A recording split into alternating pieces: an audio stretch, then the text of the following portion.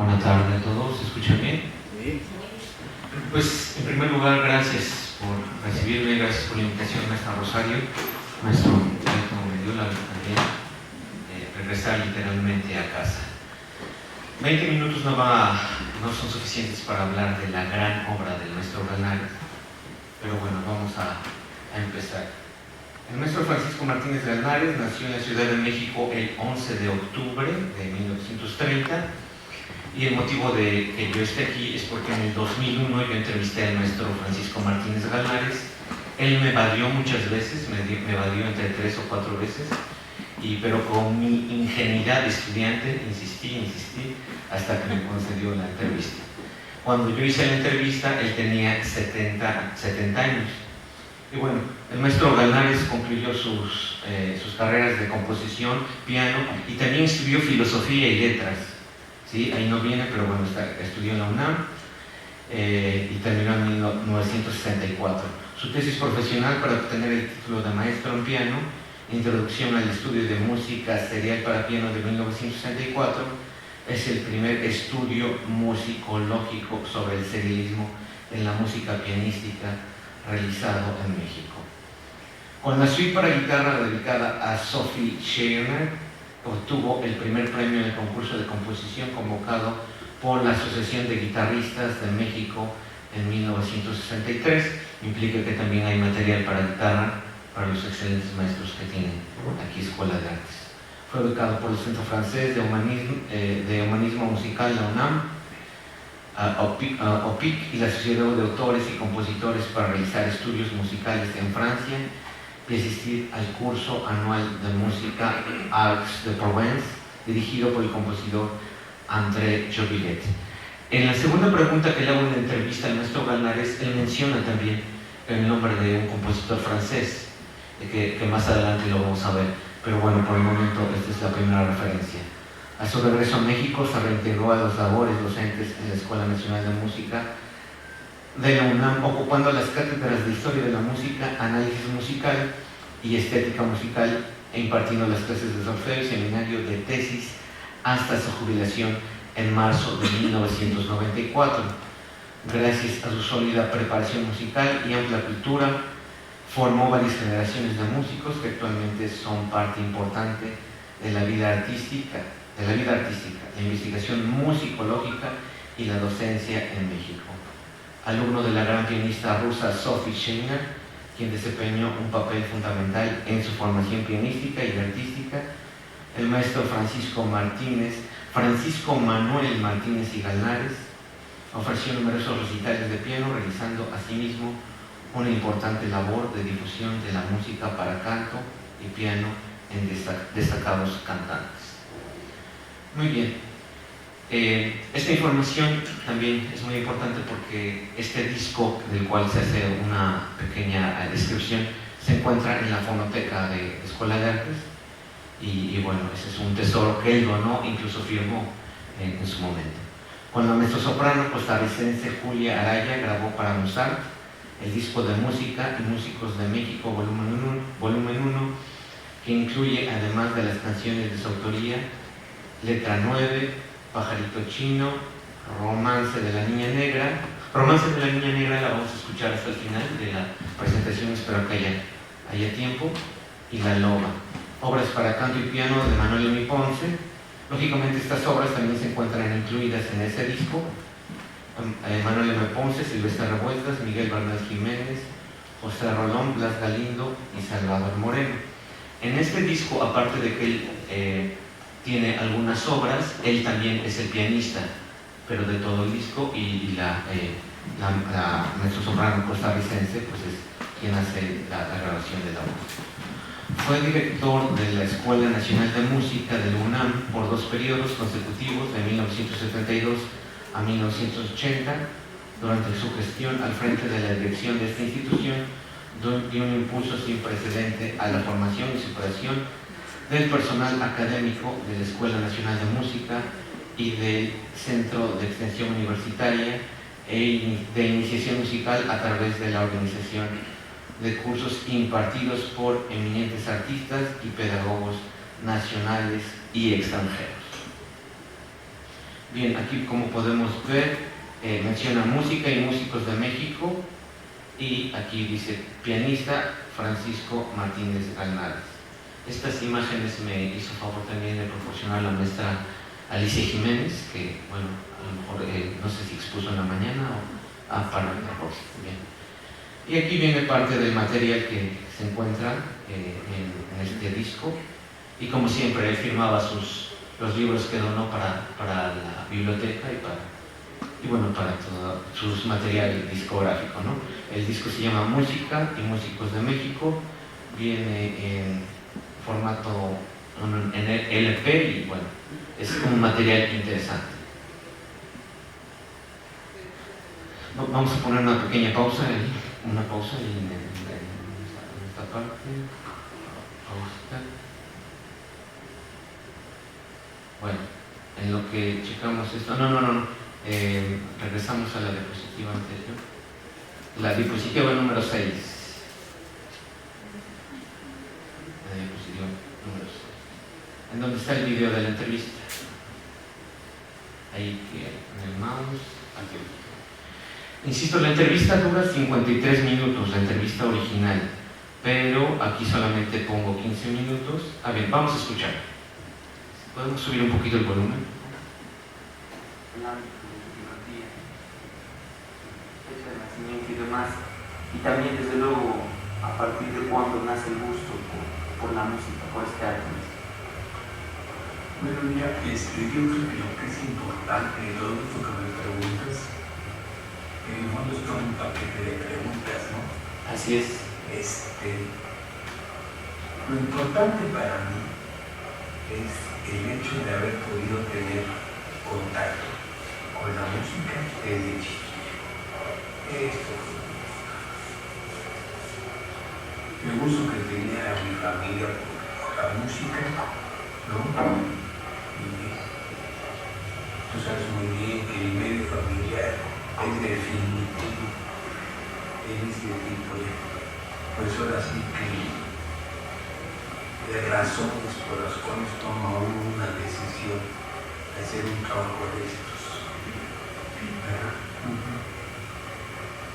¿Por qué? Porque la música, como el arte de lo general, es algo que nos debe interesar, nos debe gustar, nos debe apasionar, desde la manera más sencilla del mundo, decir, de la familia, de mi abuela, de mi madre, ¿verdad? De mis tíos, ¿verdad? Sí. Porque, por ejemplo, es algo que te puede interesar.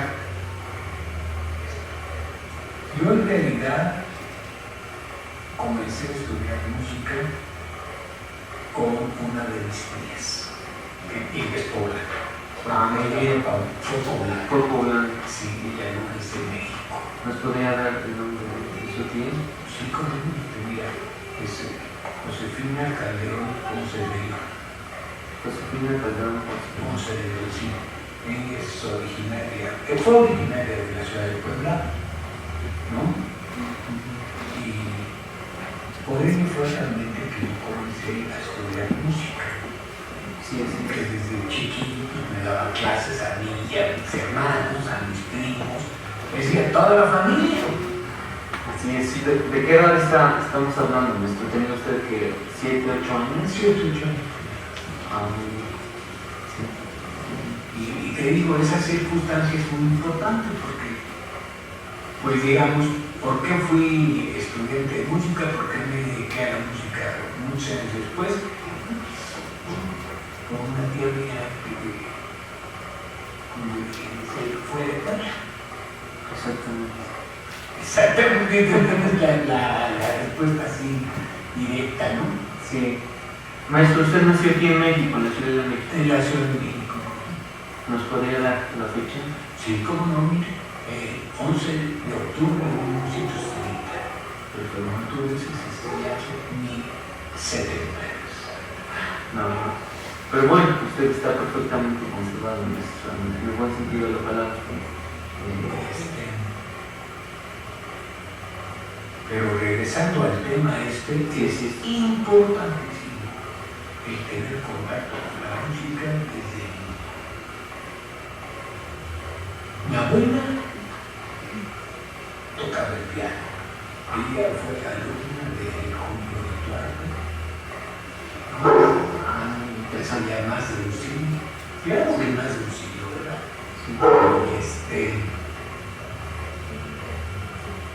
Julio Duarte. Mi tía, la que me enseñó música, ¿no? Ella no pertenecía a esta escuela, ella fue alumna en México de Manuel María Ponce. Manuel María Ponce. Sí.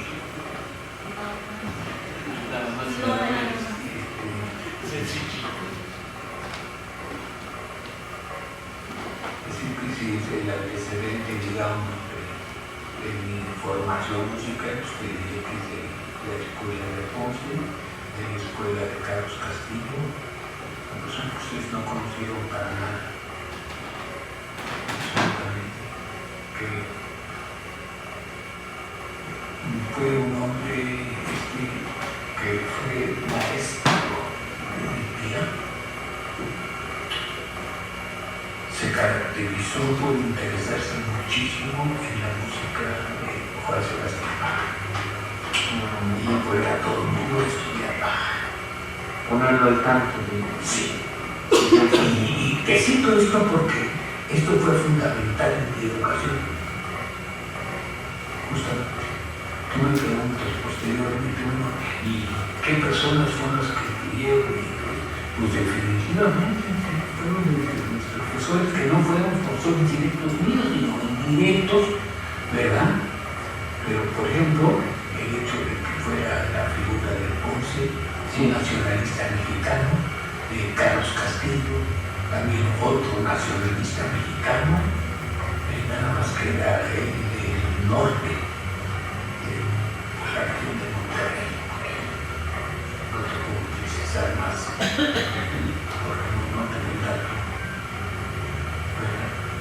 Pero, por ejemplo, ese gusto por la música y todo eso, pues tuvo que ver con estos profesores, que aunque no fueron profesores directos míos, yo conocí a Ponce físicamente, así como tú y yo, ¿verdad? Yo lo conocí a él, ¿no?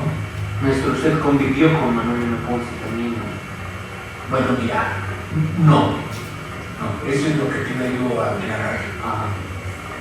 Yo directamente con Ponce no tomé clases y no me interesó mucho lo que hacía Ponce en ese momento, que era ocuparse del nacionalismo mexicano. Esto sí influyó mucho en mí, definitivamente. Porque es algo que uno, cuando comienza los primeros pasos en música, es muy importante que como piensan sus maestros, los intereses, ¿verdad? Las escalas de valores, y esto de que, pues, para México es básico tener conciencia de lo que es la música. Esto sí. Y eso fue algo que me dieron todos mis maestros y las circunstancias que me rodearon, te digo, incluso desde personas que yo no conocí, como los maestros de mi abuela, ¿no? Lo que sí te puedo decir, ¿verdad? Que como poblano, que no, sí, es que tuvo que ver esto, fíjate, porque precisamente en mi educación, desde chiquillo, tuvieron que ver mucho los poblanos. Los poblanos. Sí. Mucho, no los mexicanos del DF. No, los poblanos. Los poblanos. Empezando por su tía. Exacto. No, y que digo mi abuela. Sí, sí. Mi abuela también.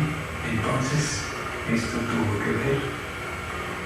Y la relación de tantísima amistad y cariño que tenía mi mamá, ¿no? Con otras tías mías de Puebla, pues es pues eso definió mi vocación, porque sin ellas yo no hubiera sido músico, ni más ni menos. ¿No? Tú dices, bueno, y aquí de la Ciudad de México, pues no fue lo definitivo, no fue eso. Sino allá en Puebla. Sí. Es interesante. Bastante, pues, dentro de la experiencia que hemos tenido al ser parte de su historia musical. Sabemos que usted estuvo en Europa, Sí. estudiando. ¿Nos podría hablar sobre sus experiencias, tanto musicales o como humanas, en su estancia en Europa? Pues mira, realmente en pocas palabras fueron, como decir,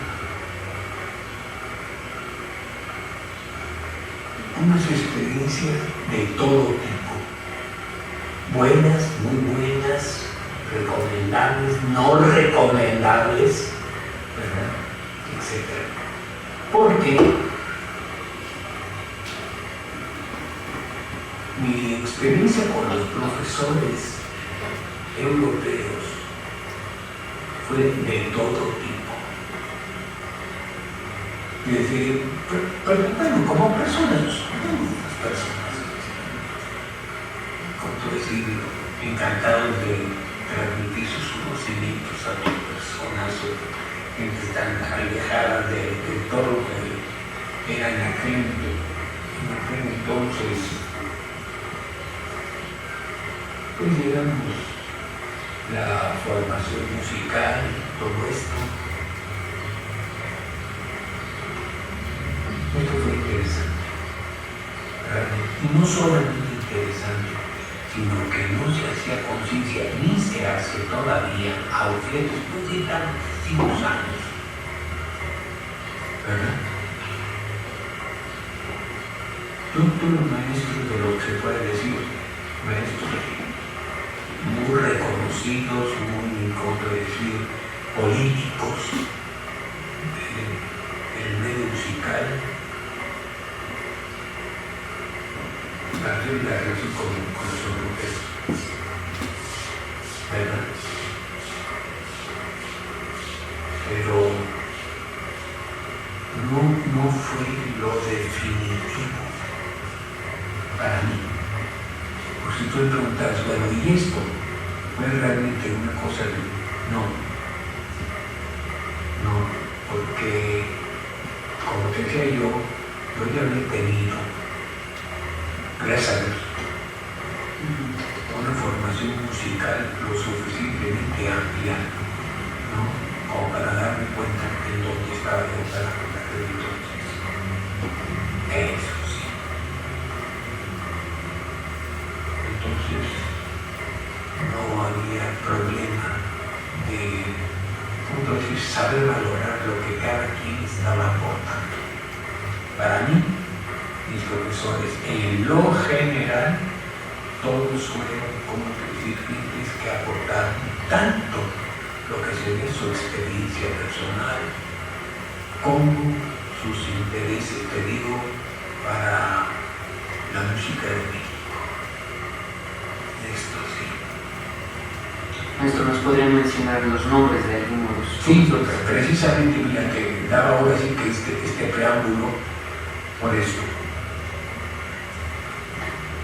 De entre los músicos europeos que yo tuve contacto cuando fui a Europa la primera vez, pues están gentes tan conocidas como ni más ni menos Pierre Boulez, ¿verdad?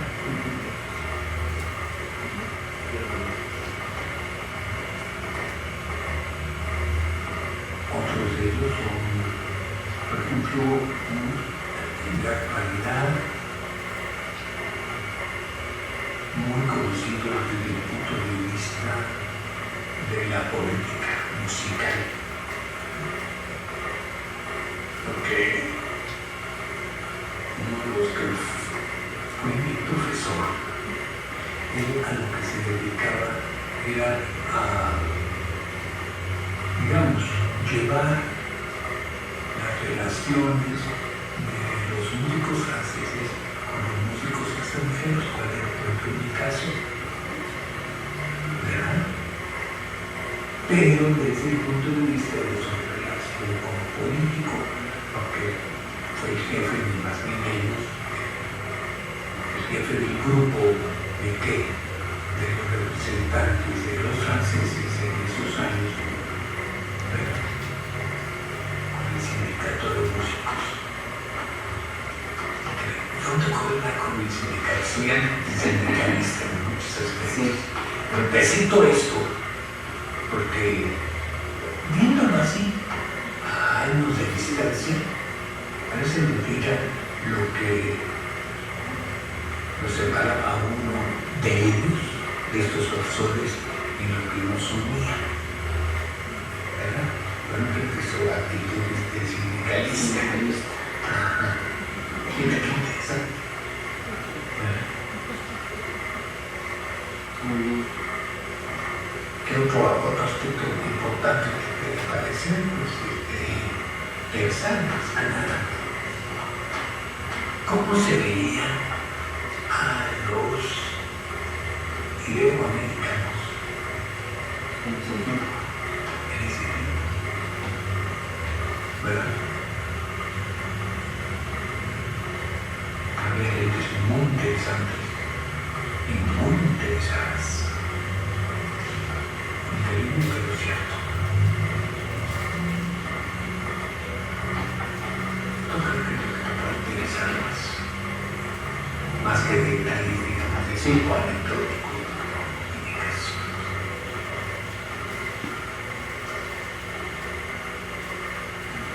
Bueno, muy bien. Ok, aquí solamente fueron 15 minutos de la entrevista. La entrevista total dura 53 minutos y maestra Rosario, si me puedes indicar, va a estar en la fonoteca, la entrevista Sí, maestro, se va a llevar a la fonoteca, sí, para que esté ahí, y también se va a hacer una edición, si nos lo permites, para subirla a YouTube, en la página de la Facultad de Artes. Muy bien, y también esta presentación la dono aquí, Escuela de Artes, para el material de maestros y alumnos, con mucho gusto. Bueno, no, todavía no termino.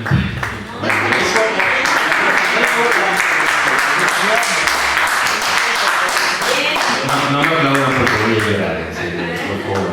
Y ya tengo guardadas mis lágrimas, pero esa es otra historia. Aquí cabe mencionar tres partes muy importantes. La primera, insistí y volver a insistir, porque me evadió muchas veces, me evadió 3 o 4 veces. Me decía, mira gordito, ahorita no tengo tiempo, pero ¿qué te parece si lo dejamos para la próxima semana? Está bien, maestro, cuando usted diga. Y ya pasaba la próxima semana. Mira, abuelito, es que tengo que entregar unos papeles ahorita y me tengo que ir a la Ciudad de México, pero para la próxima sí hacemos la entrevista. Sí, maestro, cuando usted me diga. Esta entrevista fue en la Ciudad de México, en su casa, Avenida de las Águilas, no recuerdo, cerca de Metro Barranca del Muerto. Entonces me abrió las puertas de su casa. No sin antes mencionar que sí me llevé 2 buenos regaños en esta entrevista. No aparecen aquí, pero en la entrevista general sí va a aparecer. La entrevista general aparece cuando lo interrumpo para pedirle un dato. De hecho, ustedes vieron que lo interrumpí cuando le dije, maestro, ¿nos puede dar el nombre de su tía? Sí, cómo no, mijito, se llamaba Josefina Calderón Ponce de León. Y dije, ya la libré, no me regañó. Pero en una de esas sí lo interrumpo, le hago la pregunta, ¿nos podría dar responder ese dato? Y me dice, no, mijito, mira, ahorita me sacaste de onda, y me regañó. Ese fue el primer regaño. Y el segundo regaño fue por pronunciar mal una Z. Y cuando dice, eso es lo que pasa, ¿por qué no pronuncian bien la Z? Y todo eso. Y dije, bueno, pero valió la pena la entrevista, ¿no? Y entonces, lo que hay que enfatizar aquí en la primera pregunta, con respecto a la respuesta, bueno, lo importante es sobre su formación musical, que menciona que estudió con su tía, Josefina Calderón Ponce de León, el ámbito en el cual él se desarrolló, y ahí en donde yo lo interrumpo y les digo, no ¿nos podría dar el nombre de su tía? Dice, sí, como no, Josefina Calderón Ponce de León. Ella fue originaria de la ciudad de Puebla y fue por ella que realmente yo comencé a estudiar música. Después le hago énfasis también sobre su fecha de nacimiento, yo después le hago un cumplido y le digo que está bien conservado, y él se queda callado diciendo como, hijito, no digas tonterías, ¿no? Vamos a lo que sigue. Ustedes lo vieron, ¿no? Y entonces, dice, sí, mira, el 11 de octubre de 1930, como tú ves, eso fue hace 70 años. Y hacer énfasis, en mi educación de chiquillo tuvieron mucho que ver los poblanos. Sin ellas, refiriéndose a sus tías, yo no hubiera sido músico. Muy bien. Y en la formación de sus experiencias musicales, pues al principio dice que fueron unas recomendables, no recomendables, y otras nada recomendables, ¿no? Pues ahí lo mantenemos abiertamente, ya no quiso dedicar más tiempo para eso. Y donde sí hace mención que estudió con Pierre Boulez dentro de la política musical y dentro del ámbito musical. Aquí el maestro Francisco,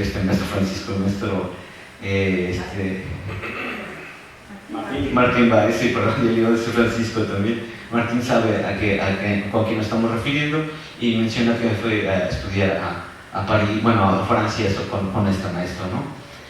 Bien, continuamos. En el 2009 se hizo una edición de algunas piezas para piano y para voz que la UNAM editó, y de las cuales vamos a ver una pieza nada más.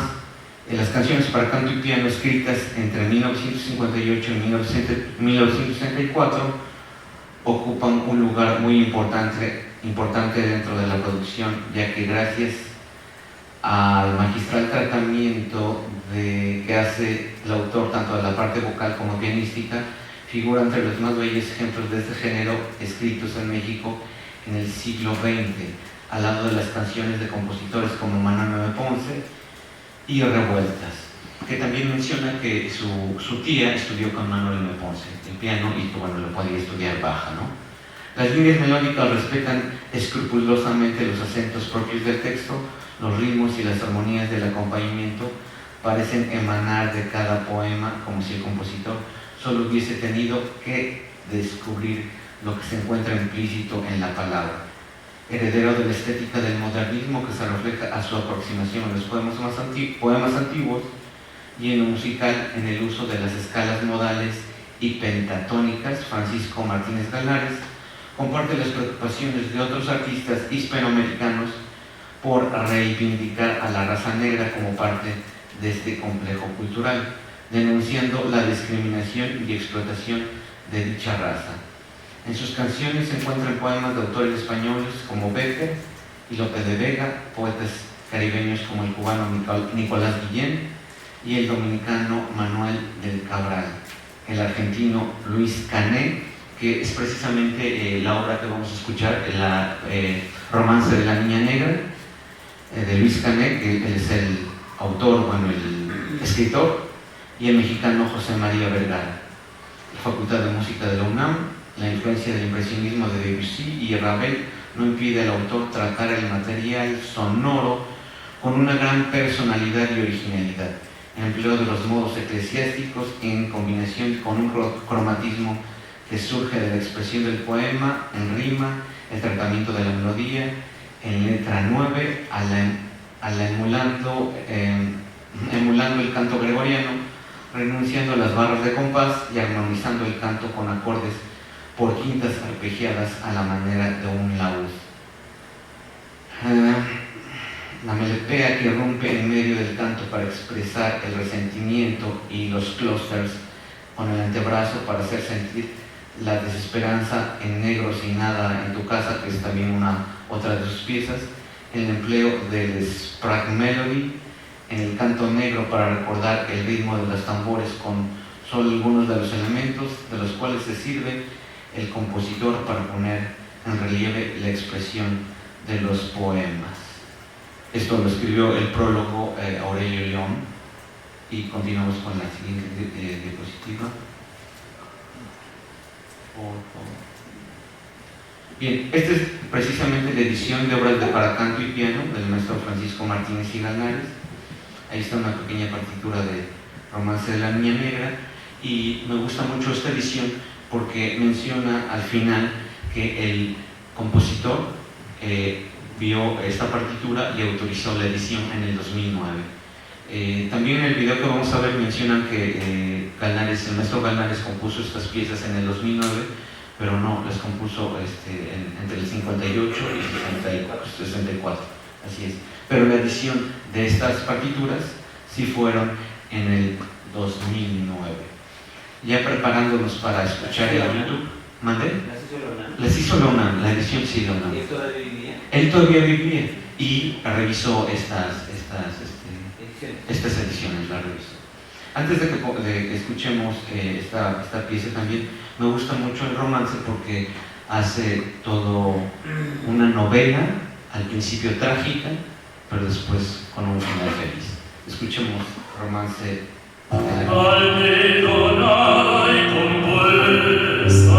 Perdón, si podemos regresar.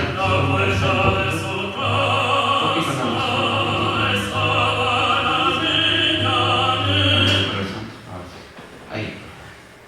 Gracias.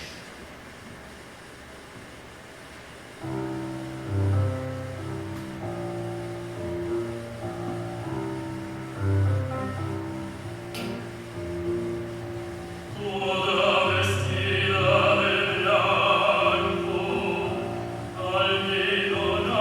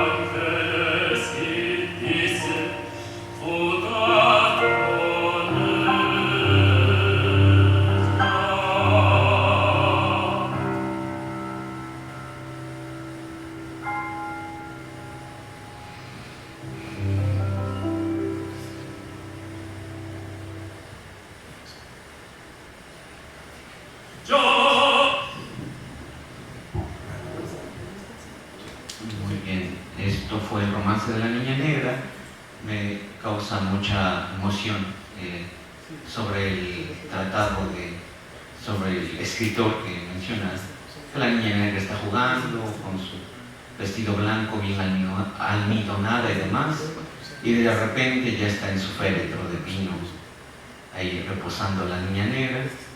Llega a la presencia de Dios, Dios le da unas alas y no sabe si está la Niña Negra triste o contenta, ¿no? Pero ya llegando a la presencia de Dios, los ángeles juegan con ella. Y bueno, este es solamente un fragmentito de esta pieza, que es Romance de la Niña Negra, y también después tiene otros poemas y bueno, otras piezas para voz y para piano. ¿Cuántos minutos tenemos para preguntas, maestra? Sí, antes de pasar a la última diapositiva, que la vamos a guardar un poquito, a ver, preguntas sin que me crucifiquen tanto, por favor. Oye, una pregunta. Bueno, acá siempre lo conozco, sí. Pero ¿por qué es Francisco Manuel Martínez y Galares? ¿De dónde salió de ahí? Sí, realmente no sé de dónde salió el ahí, pero ya en la mayoría de los textos donde vienen tanto en internet como en las obras impresas, y aparece Francisco Manuel Martínez y Galares. Eso es lo que observé en los últimos textos. Sí. En la diapositiva anterior nada más pasó rápido y decía, como decía el maestro. Espera, tranquila, espérame para el final. Espérame, maestro. Bueno, haciendo énfasis sobre lo que mencionas, maestro Martín Reyes, en la edición de esta música impresa para piano y para voz, menciona lo siguiente: la presente edición fue revisada y autorizada por el compositor. O sea que en el 2009, aún vivía el maestro Francisco Martínez Galares, la revisó y la autorizó para que pudieran hacer la edición, donde mostramos a la parte. No sé si podemos regresar. Sí, que está la... Ahí. Esta edición es del 2009. No compuso las piezas en el 2009, sino entre el 58 y 64. Y ahí, en esta edición, sí la autoriza el maestro Francisco Martínez Galares por la UNAM. Las compuso de 28, porque nació en el 30, ¿no? No, en el 50. No, las compuso entre... Sí. De 28 años. Ah, claro. Ajá, sí, de 28 años, sí, Porque exactamente. nació en el 30, Sí, o sea, claro. Las compuso joven, exactamente. Y se las editaron hasta el 2009. Sí, maestro Emilio, te escucho. Alejandro, ¿tienes algún estudio o catálogo de la obra integral del maestro? De la obra integral no, pero sí en YouTube aparecen estas partituras, y también gracias al disco que él donó, que está en la fonoteca, sí, ahí aparecen también creo que 3 o 4 piezas que vienen incluidas en esta edición. Les voy a leer las obras que vienen en esta edición. Son 2 canciones, rima y letra 9, luego 2 poemas de José María Vergara, que es Abril y La Undina, las canciones de Natacha, que es Pajarito Chino, Por los Caminitos. Por los Caminitos es una obra también bien interesante porque utiliza casi música tonal, pero es un villancico. Menciona sobre el camino de un pastorcillo que va hacia Belén, que va a ver al niño y que va a adorar a Dios, ¿no? Entonces es un poco contrastante, pero no he escuchado esa música, pero sí es muy, muy interesante. Por los Caminitos. Y después La Loba. Y termina esta edición con 3 cantos negros: el Romance de la Niña Negra, que es lo que acabamos de escuchar. Después sigue Negro sin nada en tu casa y termina con Canto Negro. Eso es lo que sé del catálogo quizá integral del maestro Galares. Pero también menciona que tiene obras para guitarra.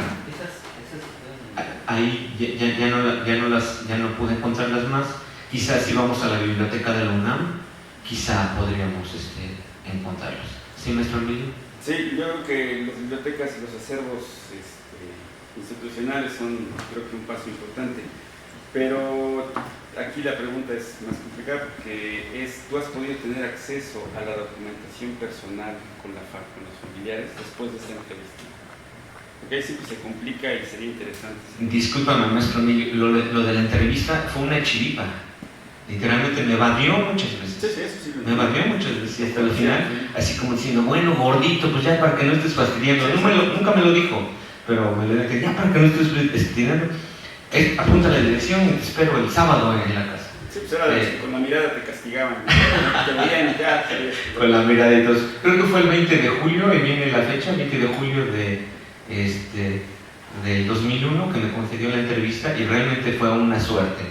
Pero después de eso, yo le seguía hablando en Navidad y todo eso, a veces me contestaba y demás, y en las últimas veces ya decía, no, aquí no vive el maestro Galvez, así, y te colgaba. Yo le marqué hace unos años y dije, no, pues ya. Sí, así es. Pero eso es lo que tengo. Sí, perdón, maestro Emilio. No, quisiera saber si puedo preguntar las cosas más. Sí, claro. ¿No sabes del paradero entonces de sus documentos? O si alguien más ha podido tener acceso, que esté investigando. Entre las cosas que donó aquí, no están.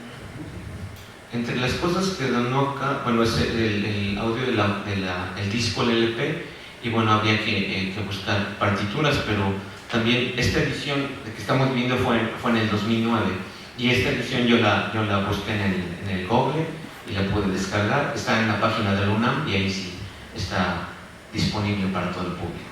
Maestra Leti. Yo de lo que podría hacer constar, pues, es que yo me encargué de sellar todo el acceso que entregó, porque pues, lo tengo que mencionar. Lo tengo que mencionar porque cuando él entregó el acervo aquí a la escuela, él sabía perfectamente lo que traía. Sabía lo que traía. Entonces, lo entrega, sabiendo lo que traía. A la semana siguiente revisa sus cajas y ya habían sido saqueadas las cajas. Entonces, desgraciadamente, cuando él reclama, a ver, mijito, ¿dónde está esto? Se empieza a desatar alrededor de una situación que no puedo menos que decir que no tenía progenitora exactamente, porque lo que empiezan a decir y lo que nos empiezan a decir es que el maestro tiene ya Alzheimer, no se acuerda lo que hace. Entonces, bajo esa situación, yo le dije al maestro, ¿sabe qué? Yo me ocupo de sellarlo todo lo que usted trajo. Entonces, realmente no sé si haya yo sellado todo, pero las cajas al menos ya habían sido saqueadas.